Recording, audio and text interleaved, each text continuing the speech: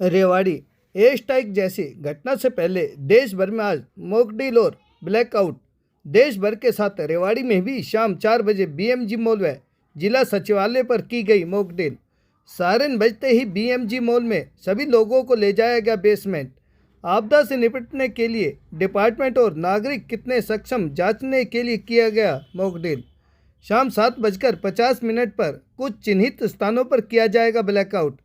Rewari DSP व शहर थाना प्रभारी रतन लाल ने बताया कैसे किया जा सकता है एयर स्ट्राइक जैसी घटना वाली स्थिति में बचाव।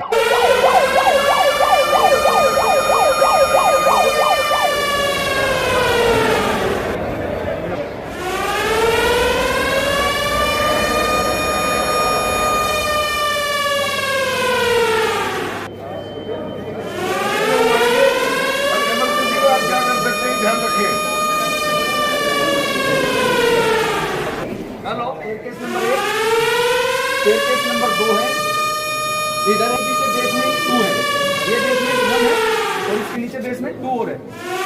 हमारे पास टोटल 2 बेसमेंट है।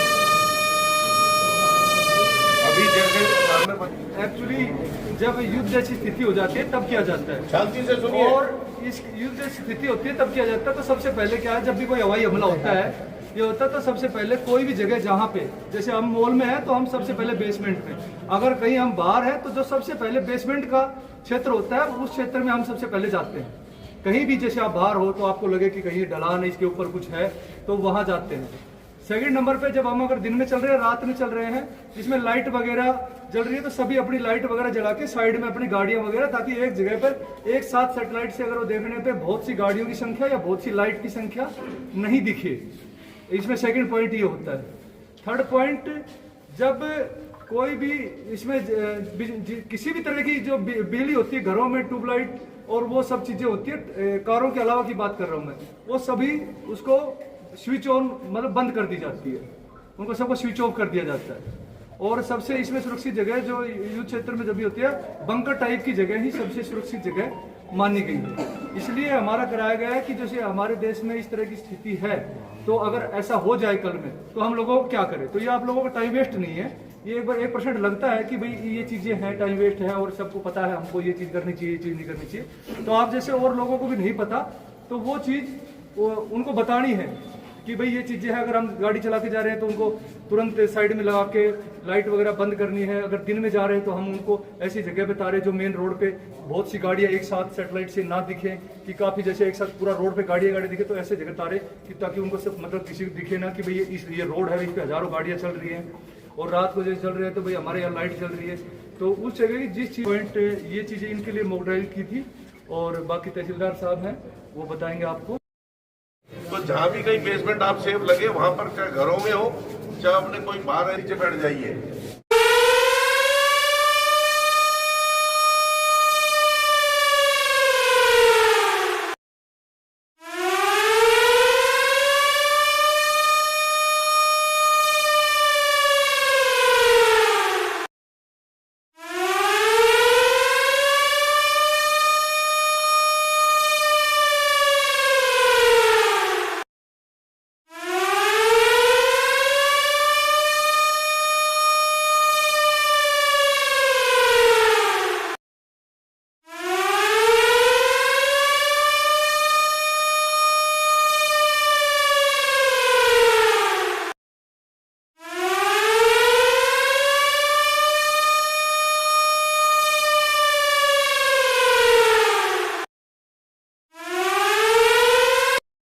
जो आज के देश के जो हालात चल रहे हैं, युद्ध होने की संभावना है, उसी की में गृह मंत्रालय के आदेश से पूरे हिंदुस्तान के अंदर शहरों के अंदर अलग अलग आज ये मॉक ड्रिल की जा रही हैं। उसी के तहत आज भी हमने ये मॉक ड्रिल की है और हम वैसे 24 घंटे ही तत्पर रहते हैं और आजकल जो देश के हालात चल रहे हैं उसके हिसाब से हम 24 आवर्स के लिए तत्पर हैं, तैयार रहते हैं। कितनी तैयारी में कितने खड़े उतरे आप लोग अब, क्योंकि एम्बुलेंस नहीं पहुंची, तमाम इस तरह की बातें थी?